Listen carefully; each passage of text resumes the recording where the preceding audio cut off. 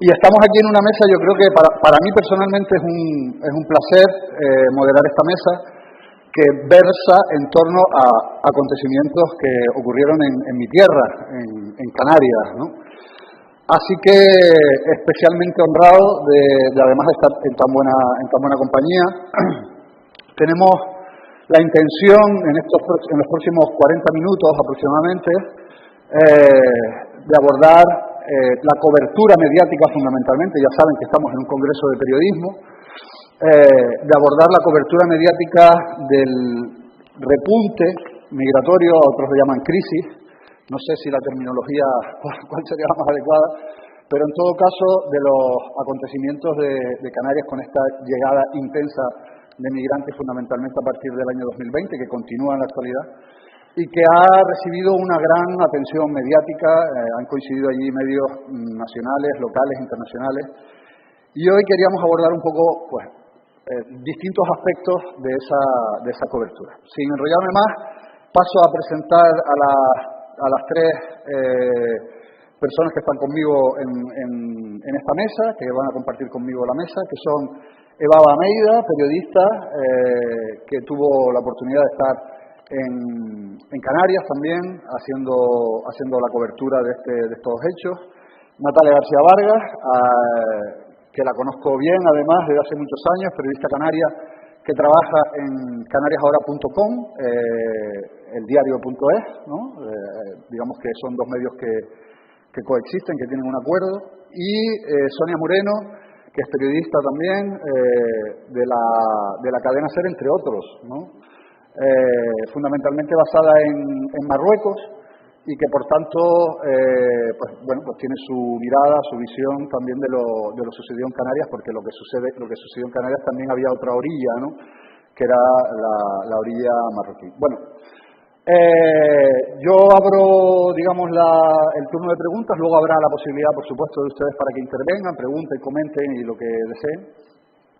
Pero yo con Natalia, que la tengo aquí a mi izquierda, quería arrancar de alguna manera, porque lo hablábamos antes, de la importancia del rol de los medios de comunicación locales en este tipo de situaciones. A veces los periodistas llegamos de distintos lugares de España o del extranjero y desembarcamos en un lugar en el que ya hay medios de comunicación que llevan años además trabajando, que conocen el contexto y que muchas veces se encuentran en una situación un tanto atípica, ¿no? De ver a un montón de compañeros que llegan para hacer esa cobertura. Yo te quería preguntar un poco cuál ha sido tu sensación, ¿no? Desde ese periodismo local, que desde luego no hace falta que yo venga a reivindicarlo, ¿no? Que es tan importante. ¿Cuál ha sido, digamos, tus sensaciones con respecto a lo que ocurrió en Canarias? Buenas tardes, en primer lugar, muchas gracias por invitarme. Es la primera vez que estoy, pero tenía muchísimas ganas para ponerle cara también a muchos compañeros con los que he compartido en estos meses y que no tenía la oportunidad de conocer. Pues para mí el periodismo local es fundamental porque al final es el que se queda, el que cuando todos los focos se apagan siguen ahí intentando visibilizar lo que está pasando en su tierra desde hace muchísimo tiempo. Yo en estos años lo que he sentido es que los periodistas locales tienen que librar dos batallas diferentes. Por una parte, la batalla de intentar mostrarle al mundo y a las audiencias que van más allá de los lectores habituales que en las islas se estaban dando vulneraciones de derechos sistemáticas y que en un primer momento nadie estaba viendo. Eso para mí fue, cuando llegaron los medios nacionales e internacionales, yo dije, menos mal, porque esto va a ayudar a que lo que lleva pasando aquí un montón de meses, pues salga y vaya más allá. De hecho, por ejemplo, el caso de Arguineguín, que es súper conocido ya, en agosto de 2020 un grupo de 78 personas durmió en el puerto. Y era la primera vez que pasaba. Lo que los periodistas locales no sabían es que esto en noviembre se iba a multiplicar muchísimo. Y de hecho, en noviembre ya pues era insostenible y se desmanteló. Yo no sé si los periodistas locales solos podríamos haber conseguido que se desmantelara tan rápido, entre comillas, que no sé si es la palabra. Y otra lucha que yo he sentido es la de demostrarle a tu propio periódico que Canarias es importante y que la inmigración es importante, que es necesario tener una mirada fija en las costas, porque a veces me llamaban pesada de otra vez vas a escribir una noticia de inmigración y yo, pues claro, no se me ocurre no hacerlo. Entonces yo creo que ha sido un aprendizaje no solamente para los redactores y redactoras, sino también para los directores, que en su mayoría son hombres directores. Porque ahora, por ejemplo, con la erupción de La Palma, hubo un día que hubo un naufragio, uno de tantos, y en lugar de abrir con la erupción, el periódico estaba abriendo con el naufragio. Y dije, menos mal que a pesar de que hayan pasado ya más de 20 años del primer naufragio en Canarias, no se ha normalizado. No se puede normalizar ni una llegada, ni un campamento, ni mucho menos un naufragio. Y quiero apuntar también que los periodistas locales no lo hacemos todo bien, y creo que uno de los principales riesgos es trabajar en un territorio tan pequeño en el que al final los periodistas y los políticos se conocen tanto. Entonces, muchas veces ha habido medios regionales que han casi reproducido los discursos racistas que luego las administraciones han pronunciado en los ayuntamientos o en el Parlamento de Canarias, casi sin ningún contraste con el riesgo que eso supone para una población como es Canarias, que es altamente empobrecida, con un alto riesgo de exclusión, donde si tú lanzas un mensaje en el que encuentras a un culpable de todos sus males, puede que cale muchísimo. Sí, para mí Canarias fue mi primera cobertura de salir de Madrid, porque pues sí había estado en la Cañada Real, sí que había hecho cosas a nivel de la península, pero nunca había cogido un vuelo, ¿no? Y luego nosotros tenemos, o sea, yo trabajaba en Radio Televisión Española y Radio Televisión Española tenía su radio y su televisión local, pero como yo estaba en la web, pues quisimos hacer como una serie de reportajes que fueran escritos. Y yo siempre digo que en mi caso, y quizá por joven o por la situación laboral, es verdad que soy como una periodista pues paracaidista, ¿no? O sea, ya había habido medios nacionales que habían estado en Canarias, también había medios locales que estaban haciendo esa información, y cuando vimos, sobre todo cuando se produjo el error con el nombre de una niña que murió en el hospital, Nobody, yo recuerdo que me pidieron hacer una noticia para la web, escribirla rápido y hacerla. Y cuando se produjo ese error dije, si nos equivocamos, porque los periodistas también nos podemos equivocar, yo necesito ir y ver eso. O sea, y creo que es muy importante que los medios de comunicación, también para apoyar a estos medios locales que están ahí, para hacer que esa información traspase las fronteras de las islas y se convierta en una información nacional, es muy importante ir. Y eso lo hemos conseguido con el ejemplo de Canarias, también con el ejemplo de Ceuta. No eran suficientes solo los medios locales, sobre todo para que lo que está ocurriendo llegue a muchas más personas. Y bueno, yo creo que eso del periodista paracaidista, que últimamente me siento muy así, de que pues no tienes ni idea, porque es así, porque estás siguiendo otros temas, de repente se propone ir y te mandan, pues yo creo que tiene muchas cosas negativas, en el sentido de que no estás siguiendo el tema, no tienes todos los contactos, necesitas, pero luego tiene unas cosas positivas, y es que cuando te acogen, y más en Canarias, que yo he tenido compañeros y compañeras maravillosas, algunos están aquí, María, José Antonio, o sea, como un montón de compis que me ayudaron. Y luego, cuando llegué, pues también es verdad que llegas como con una cierta frescura, que yo creo que a veces se agradece en temas que parecen que ya no son noticias, porque parece que el tema migratorio ya, o sea, que las llegadas no son noticias, que cada una de las... Entonces es verdad que cuando llevas muchos meses y años, ¿no? Decía Natalia que llevamos más de 20 años recibiendo migración en las islas, pues eso no se convierte en un foco de atención. Entonces, de repente tú llegas fresca y dices, bueno, pues venga, pues me pongo a tope. Y luego, ¿cuál es el problema? Que, por ejemplo, te manden 3 días. Entonces tú en 3 días, es que yo recuerdo que me dijeron, te vas mañana 3 días y saca petróleo. Y yo, madre mía, responsabilidad.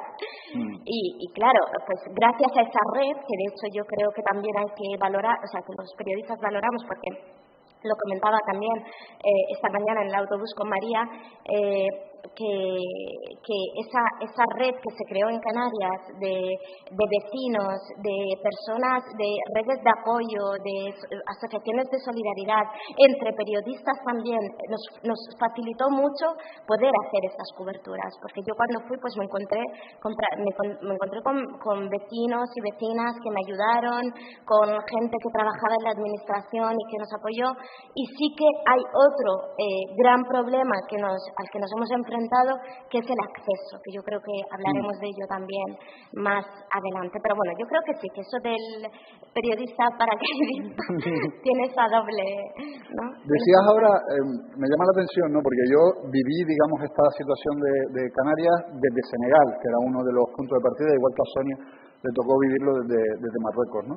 Y yo, en comparación a la llamada crisis de los cayucos de 2006-2007, en el que recuerdo llegaron más personas a Canarias en 2006 que en el año 2020, pero sin embargo no tuvo el mismo impacto exterior, ¿no? En Canarias, por supuesto, que fue y que hubo también revuelo a nivel de medios en España en 2006, pero yo tengo la sensación de que en esta ocasión fue mayor aún, ¿no? Probablemente fenómenos, elementos como el tema del COVID, el bloqueo que se produjo cuando las autoridades deciden impedir que los migrantes continuaran su viaje, probablemente eso contribuyó. Pero a mí me llamaba la atención desde Senegal cómo me paraban y me preguntaban, joder, ¿cómo está Canarias? Lo que está pasando y tal, porque lo estaban viendo en los medios de comunicación, sobre todo en los internacionales, ¿no? En medios franceses, etcétera, ¿no? Yo no sé, en Marruecos, ¿qué sensación tuviste tú, no? ¿Cómo lo viste? Bueno, luego hablaremos del acceso que tampoco teníamos en Marruecos porque estaba en el Sáhara Occidental. No había mucha información, como pasa siempre en los medios de comunicación marroquíes escritos en marroquí o en árabe o en francés que sean editados en Marruecos. Por lo tanto, la gente tenía acceso a través de los medios internacionales. Como pasó con Ceuta, cuando hay noticias, son noticias un poco para contar lo contrario. Se ocultó un poco porque al rey las primeras pateras que llegaron de marroquíes, donde había declaraciones, pues le parecía shuma, es decir, vergüenza, y ahí es donde un poco se ocultó lo que estaba pasando. Querían hacer creer que era fundamentalmente personas subsaharianas. También hicieron ocultar el papel de las fuerzas de seguridad en las costas marroquíes, en este caso concreto, más en las costas del Sáhara Occidental, pero que los gendarmes que hay en la costa, en el litoral, son marroquíes. Lo quisieron ocultar igual que con Ceuta. En Ceuta dijeron que era porque estaban cansados después del Ramadán, excusas así de este estilo. Y bueno, luego yo también lo viví un poco con tristeza porque, bueno, pues estábamos confinados, no nos podíamos mover de un lado a otro. Evidentemente todo lo sabía por los propios ojos de los migrantes, porque estas personas habían estado, yo llevaba 2 años viviendo en Tánger, y todas estas personas que salían, concretamente las personas subsaharianas, pues habían estado en Tánger antes, habían sido deportadas a Tignita, 860 kilómetros, y después de varias veces intentando volver a Tánger, como no lo conseguían, habían ido al Sáhara Occidental, y allí era donde habían encontrado trabajo. Entonces viví mucha tristeza porque gente que estaba trabajando se vio en un momento dado con un racismo añadido por el hecho de que empezaban a llegar pateras con casos positivos de COVID y les empezaron a echar del trabajo, sobre todo porque además ellos trabajan en el pescado, en el frío, y en esa época, como también Pablo, que hacía mención antes, Lula, fotógrafo que también estuvo trabajando con las mujeres de las fresas, son las personas que más se contagiaban en Marruecos porque trabajaban con el frío, y entonces cuando había un caso era lo primero que no lo contaban para no perder el trabajo, y enseguida se propagaba. Entonces lo viví con pena por eso, porque ellos eran los que nos iban contando todo esto, los encierros, ¿no? Que contamos mucho también en el diario, en El Salambre, los encierros de estas personas en centros improvisados a los que los metían, pero no solo los que estaban en la calle, sino que los iban a buscar a casa. Entonces, bueno, tuve mucha información privilegiada de primera mano porque eran personas con las que nosotros teníamos contacto constante en Tánger, y de repente estaban en la otra punta y, bueno, en otro territorio ya. En el Sáhara Occidental, al que me imagino que las dificultades propias del territorio del Sáhara impuestas por Marruecos para cubrir la información allí se sumaba el hecho de ser un tema tan sensible, ¿no? ¿Cómo fue? O sea, ¿qué posibilidades reales había de acceder, de estar en el lugar, de acceder a las fuentes? Ninguna, al principio ninguna, porque teníamos, bueno, de hecho acaban de levantar el confinamiento a partir de las 11 entre poblaciones. Marruecos cerró muy rápido la frontera y tomó medidas muy preventivas por la falta, evidentemente, de un buen sistema sanitario, y entonces necesitábamos papeles, incluso los periodistas, para desplazamiento. Pues cuando llegaban las mujeres de las fresas de Tánger a Tánger-Met, que hay 30 kilómetros, necesitabas un papel. Entonces, evidentemente, si normalmente cuando llegas al Sáhara Occidental no tienes acceso, tienes que ir con una comitiva Ciudad Real, etcétera, era imposible. Entonces sí que hubo un pequeño viaje una vez que salimos del confinamiento para ciertos periodistas y, por supuesto, como se hizo con el RIF, dirigido en un avión de ejecutivo marroquí con personas del Ministerio de Información. Y bueno, de hecho, en el último libro que acaba de escribir Javier Otazu, que ha sido hasta ahora delegado de la agencia de que ahora está en Estados Unidos, cuenta cómo incluso no pudo llegar, habiendo ido con esta delegación, cómo al final se tiene que volver porque no puede llegar a las fuentes, porque tienes que estás controlado, ¿no? Y nos dejaron ir a las personas que fueron por el hecho de que acababa de ser, coincide, ¿no? Noviembre del 2020, la actuación del ejército de las Fuerzas Armadas marroquíes, que llegan a Gergerat y disuelven una manifestación de medio centenar de personas saharauis civiles que estaban pues montando una especie de campamento en la parte pues para protestar por la situación y los disuelven. Entonces se rompe el alto al fuego y al día siguiente el Frente Polisario declara la guerra. Entonces ahí es donde ellos aprovechan para llevar a los periodistas a esa zona para demostrar que en la carretera de Gergerat hay tráfico. No llevan a los periodistas para hacer un tema migratorio. Entonces los periodistas aprovechan, claro, como siempre tenemos que hacer, para intentar hablar y hacer un tema migratorio. Y en el momento que ven que es esto, te tienes que ir de la zona. O sea que realmente hay que entender que también ese viaje organizado tenía un fin, ¿no? Y por cierto, quería hacer una mención a que ahora cuando han censurado, ¿no?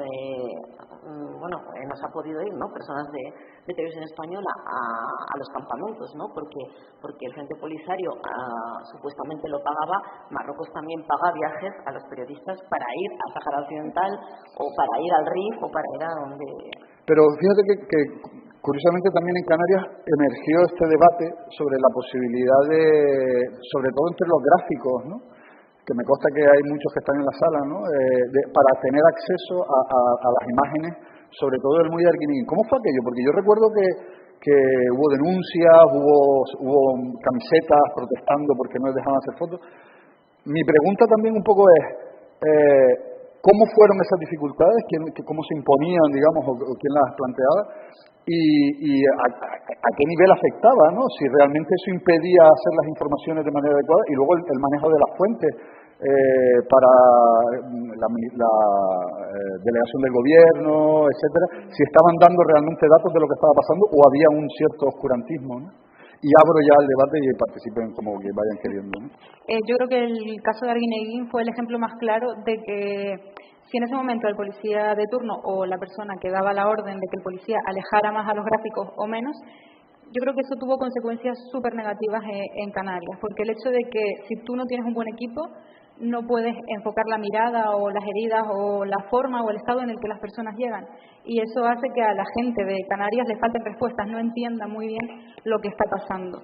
Y creo que no solamente fue en el aspecto gráfico, sino también lo que comentabas, la delegación del gobierno ahora está ofreciendo más datos, pero en 2020 era prácticamente imposible obtener cifras, obtener razones de por qué se estaban desplazando a las personas a determinados sitios, y creo que eso tuvo consecuencias muy negativas. Y ahora que es más fácil hacer el trabajo, se está notando que la población está más tranquila, porque la gente entiende las razones, entiende por qué las personas llegan en esa situación, y de hecho no fue hasta que el muelle de Arguineguín desapareció del campamento hasta cuando pudimos conocer las historias de la gente, porque de hecho había otra cosa que a mí me llamaba mucho la atención, que una vez en los campamentos eran las propias organizaciones o las personas que gestionaban el recurso quienes les decían a las personas si podían hablar con la prensa o no. Esa autoridad sobre las decisiones de las personas que llegaban a mí me sorprendía mucho. Y algo que ahora me preocupa está relacionado con los menores. Las dificultades para obtener información sobre lo que está ocurriendo en los centros de menores. ¿Por qué? Es imposible acceder. Obviamente estamos hablando de personas vulnerables, pero ni siquiera las autoridades están dando ya tanta información. De hecho, hace unos meses se denunciaron supuestos abusos sexuales en un centro y no se ha sabido nada más. A mí me gustaría insistir en ese asunto porque creo que todavía hay determinadas cosas que no están claras y que es importante insistir, y si es en equipo, pues mucho mejor. Yo creo que hemos llegado a un punto, sobre todo lo hemos visto en Canarias y en Ceuta, en la que no solo se deshumaniza, ¿no?, a la persona que migra, a estas personas que llegan, siempre lo decimos, ¿no?, cada uno y cada una pues nombre y apellidos, ¿no?, una historia detrás, pero es que últimamente también, y lo comentábamos esta mañana con compañeros que estuvimos en Canarias, también se deshumaniza al periodista.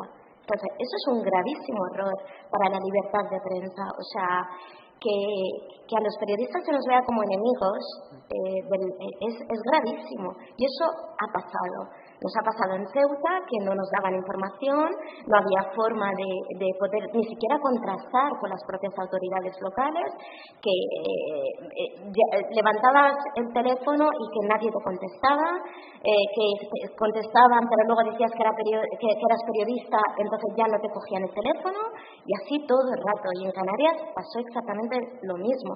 Por eso antes decía que el apoyo de esas redes locales y de la prensa local ha sido fundamental. Cuando, por ejemplo, a los compañeros fotógrafos, o sea, hoy lo hablaba con María Martínez, que veníamos en el autobús comentando todo eso, la compañera del País, que además ha hecho aquí un trabajo espectacular. Comentábamos eso, que tú no hay ni siquiera un protocolo sobre el tema para hacer fotos, o sea, que se decidan y que nos digan que haya unas normas establecidas, y no había unas normas establecidas.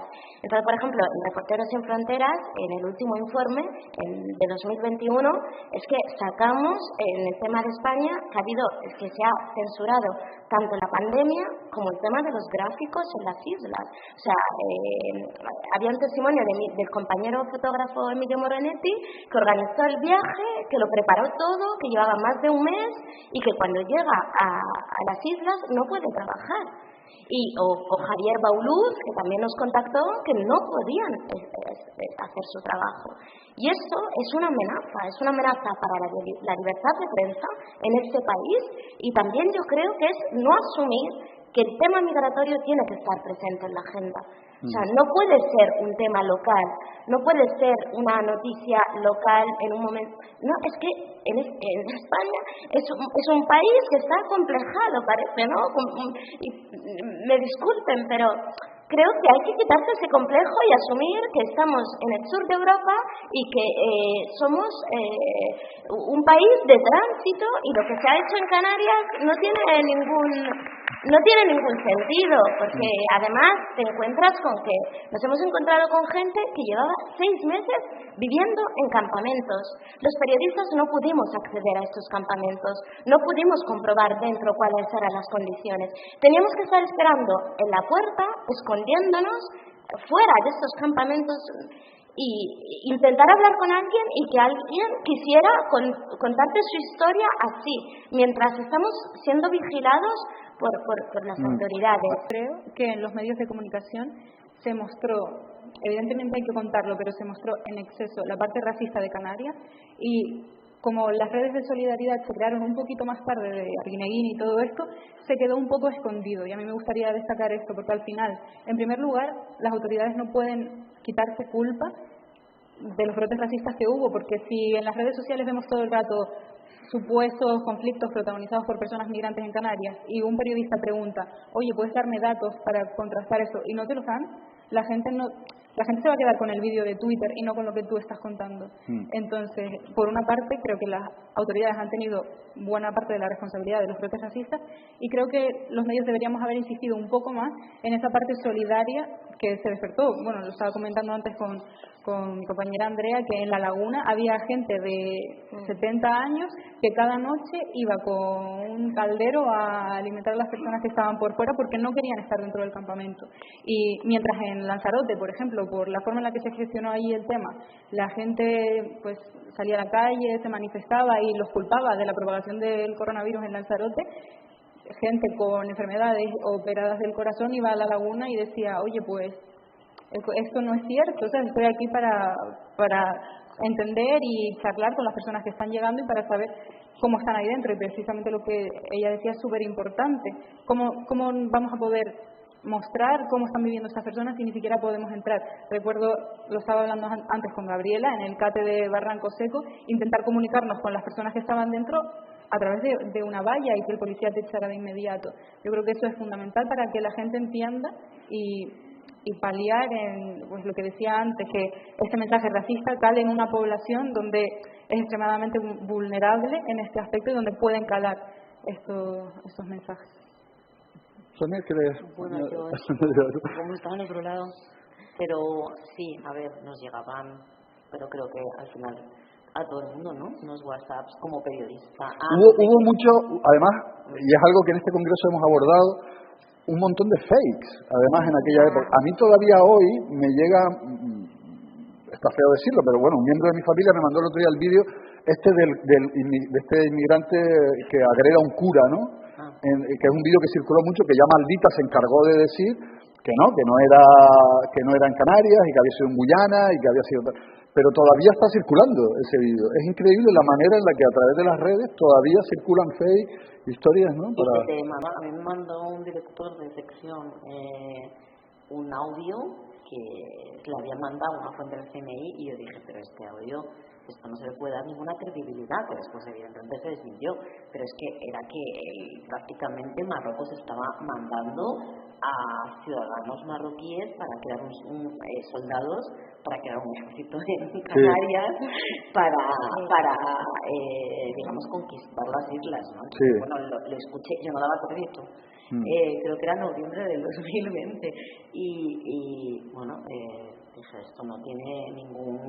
Hombre, hay una pobreza, la que COVID ha hecho que en Marruecos la situación esté mucho peor y tenemos mucho más cerrajón de las libertades individuales, cada vez están las cosas peor y entonces pues mucha gente joven está saliendo. Entonces vieron que desde ahí estaba saliendo la población subsahariana que habían expulsado desde el norte y se desplazaron pues para salir y buscar unas oportunidades con diferentes historias de vida, evidentemente, unos pues más de pobreza, otros más de libertades individuales, pero nada que tuviera que ver con soldados ni conquistas. No iban con Kalashnikov ni... Pero que desde Madrid una persona que ha pasado por muchos medios de comunicación, con mucho más experiencia que nosotros, te mande esto, bueno, pues no sé, como que tú estás en Marruecos, a veces esto es verdad, pues no es verdad.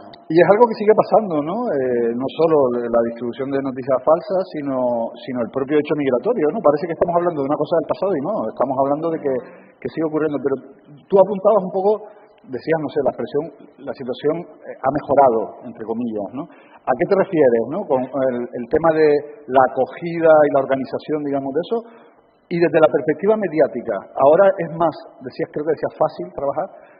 Si nos puedes aclarar un poco en qué ha evolucionado desde tu punto de vista. Creo que la acogida y las condiciones no han mejorado, los campamentos siguen igual y en teoría eran una solución de emergencia y ahí siguen, pero creo que es más fácil trabajar porque de pronto pues la delegación del gobierno, si le pides un dato te lo da y no tarda un mes, sino que a lo mejor a las horas ya lo tienes. Sí que vuelvo a repetir lo que creo que ahora la parte más oscura, por así decirlo, está en el tema de los menores. Pero, por ejemplo, en el puerto de Arguineguín, como ya no hay pues tantos medios, parece que las autoridades se relajan y ya dejan de ver tanta amenaza como tú decías y pues te permiten hacer fotos desde más cerca o incluso te responden si preguntas algo. No hay tanta crispación en ese aspecto. Eso es lo que yo noto. Pero en cuanto a la acogida y a las condiciones no creo que haya mejorado, solo que como se han agilizado las derivaciones a la península, parece que Canarias ya no es tan importante, sino que se ha relajado un poco el foco. ¿Y no hay riesgo de que se normalice quizás la llegada de pateras, al menos en los medios nacionales? Yo sé que en Canarias ¿no hay riesgo de una cierta normalización del hecho en sí mismo? Yo creo que depende. Los medios que han sido responsables y que durante todo este tiempo no lo han normalizado, seguirán sin normalizarlo, pero aquellos que desde antes ya pues normalizaban tanto las muertes como lo que decía antes, los campamentos, seguirán haciéndolo, incluso seguirán utilizándolo para hacer campaña de determinados partidos que tienen en algunos medios una puerta abierta a la población. Por ejemplo, ayer veía una noticia que hablaba de que Vox criticaba la derivación de menores. Yo creo que eso no es noticia, todo el mundo sabe que Vox es racista. ¿Por qué tenemos que darle esa voz gratuita a una persona, a un colectivo que solo va a hacer daño? Creo que es bastante peligroso y que hay que tenerlo en cuenta. Creo que de esto va a haber una mesa específicamente para hablar de... Eva, no sé si querías... antes me decías, me permito revelar el secreto, que te había impactado bastante la situación de Canarias, que habías vuelto tocadita, ¿no? ¿Qué es lo que más recuerdas así en cuanto a impacto? Y a lo mejor una reflexión sobre cómo los periodistas también somos seres humanos, ¿no? Y somos vulnerables y sensibles también a lo que vemos, ¿no? Yo es que soy una persona súper sensible. No lloro mucho, pero a mí aparte que para mí fueron como 3 días y muy intensos, conocí muchísimas historias. Y luego creo que también la barrera del idioma es un privilegio poder escucharles directamente sin mediación porque tú hablas árabe, ¿no? De traducción, sí. Entonces, lo primero que me encontré, por ejemplo, era gente que quería volver.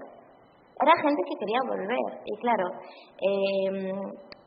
gente que llevaba, personas que llevaban más de 6 meses en unos campos que habían huido, porque además creo que también, quizás Sonia luego también nos puedes aclarar estos puntos, yo creo que se ha hablado menos también de los motivos. Era como, no, mira, es que Marruecos puede estar abriendo la frontera, lo que queráis, pero la gente huye de la pobreza, y la gente huye de las consecuencias de la pandemia, la gente huye de las consecuencias de la sequía, y poco, aunque sé que lo hacéis, Pepe, que como que poco hablamos de este origen, ¿no? de esos motivos que empujan a alguien a lanzarse al mar. Entonces yo me encontré, por ejemplo, con un chaval que tenía un niño de 1 año y medio y que llevaba 6 meses y que su familia, sin poder trabajar, sin poder seguir con su ruta migratoria, tenía una hermana en Francia, quería seguir su viaje para poder ayudar a su bebé que acaba de nacer y que su mujer no trabaja, es que necesitaban eso. Entonces era como, llevamos aquí 6 meses encerrados y yo no he venido aquí para estar en un campo de Cruz Roja que me den de comer y de beber y estar durmiendo todo el día. ¿Dónde está la dignidad de todas estas personas? Es que nos pasa con los menores y aún, pero con personas adultas que saben perfectamente por qué se han lanzado al mar, porque no son inconscientes como nos creemos, que han tomado esta decisión tan arriesgada, que estén tantos meses y que reciban este trato, es completamente inhumano. Otro de los temas que a mí me pareció, y creo que también lo hemos contado en medios, pero sí que creo que no hemos hecho mucho hincapié y que a mí me costó mucho descifrar con las autoridades, era el no permitir a esas personas seguir su viaje. Hasta que hubo un auto y se llegó a decir claramente que era ilegal esa retención. No quiero ser imprecisa, pero tener a estas personas en las islas y personas bloqueadas y que iban al aeropuerto con un billete, con su pasaporte y no poder continuar su ruta migratoria era asfixiante para ellos, para las islas y para España como país de acogida que de repente recibió muchas llegadas. Entonces, a mí me impactaron mucho sobre todo las historias, y es verdad que no podemos hacer una información basada solo en las historias, que había que descifrar todo ese caos y había que también señalar a los responsables, ¿no? Y no sé, pues referirnos también a las entidades. Pero es verdad que a mí, o sea, de la inmigración, o sea, yo creo que cada historia tiene un valor. Y yo me emocioné muchísimo. Aminata, pues una chica que llevaba más de 1 año y medio de viaje, cruzando desiertos, ha sido violada, ha sido secuestrada, y de repente llega a Canarias y dice, y la encontré, la entrevisté recién llegada, llevaba 1 semana en la isla. Y hombre, pues decimos, claro que te impacta. Entonces yo creo que es esa la parte en el periodismo. Y allí está el reto, porque yo, por ejemplo, una de las cosas que me decían desde la dirección era el racismo, xenofobia. Y entiendo que eso pueda hacer más ruido y pueda ser más morboso, ¿no? Y pueda alimentar un poco más las redes. Pero yo creo que no nos tenemos que olvidar de las personas que hay detrás. De hecho, yo hablé de todo lo contrario. Yo hablé de la solidaridad vecinal, de las historias y creo que el tema migratorio solo se puede abordar desde la humanidad, más poniendo la dignidad en el centro de cada una de las personas que intentan llegar. Hay un tema que yo creo que ha ido saliendo, ¿no?, de manera así espontánea, ¿no?, en las intervenciones de ustedes, que es el de los menores, ¿no? Que agradezco que no utilicemos el término MENA, que están, en fin, algunos han convertido en una especie de arma arrojadiza, ¿no? Muchos son de Marruecos, además, ¿no?, de los que llegan, ¿no? Pero yo creo que hay un gran elefante en la habitación cuando hablamos del periodismo de migraciones relacionado con los menores, ¿no? Y es cómo conjugar la necesidad de contar esas historias, de trasladar al público la realidad de esos menores y el derecho a la intimidad, la protección del menor, que está exhaustivamente regulada en este país. ¿Cómo conjugamos ambas realidades, ¿no? Porque yo creo que coexisten, ¿no? Y estoy seguro de que es un debate que si alguno de ustedes quiere aportar luego será interesantísimo, ¿no? Porque yo, que llevo 20 años cubriendo migraciones, todavía me lo planteo, ¿no? A veces, un menor de 14 años, tenemos derecho a exponerlo en los medios de comunicación. ¿Nos lo plantearíamos si fuera español? En Ceuta hasta niños de 9 años llegaron. Y ya no son 14, que 14 es un adolescente. Puede hablar y puede tener raciocinio, pero un niño de 9 años, ¿qué te puede contar? Además, no sé. Yo recuerdo que ese debate lo tuvimos en Ceuta, pero precisamente porque llegaron muchos menores, y lo hablé con Jairo, que está por aquí, Jairo Vargas, que es de Público, el compañero de Público, que claro, él es periodista y es fotógrafo, y de repente se vio con que cómo vamos a contar un problema que concierne a los menores y pixearlos, o sea, era como un poco, es un poco complicado. Yo creo que habrá que llegar también a un acuerdo y que tendremos que poner en la balanza qué es lo más importante en este caso, porque os aseguro que también contar las historias de estos menores, creo que todos estamos de acuerdo que es muy importante, contar su problemática es muy importante, humanizarles es muy importante, ya que es como menas y racismo y todo lo que conlleva llegar siendo un niño o una niña a este país, ¿no? Entonces, yo no lo tengo muy claro, pero sí soy más partidaria de que se cuenten sus historias. Igual tendremos que pedirles disculpas algún día y decirle, mira, yo te hice esa foto, pero yo creo que cuando estamos ante un problema de humanizar o deshumanizar, yo creo, y creo que los compañeros fotógrafos también, no sé si Jairo querría decir su... Sí, ahora abrimos...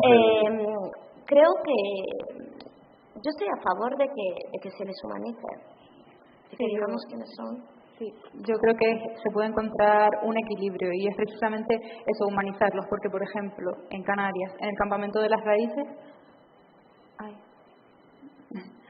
Sí, ya acabamos, sí, gracias. En el campamento de las raíces había niños de 15 años que estaban conviviendo con personas de 40 porque no se les había afiliado bien. Entonces, yo creo que eso se puede contar sin lesionar sus derechos, pero creo que en ese momento quien más está lesionando sus derechos es la persona o la administración que lo ha puesto ahí. Entonces, yo creo que es responsabilidad contarlo todo, pero contarlo bien y contarlo con contexto y con responsabilidad. Bueno, ha llegado la hora de que ustedes nos digan lo que consideren oportuno. Yo creo que hemos puesto sobre la mesa un montón de debates y un montón de cosas que yo creo que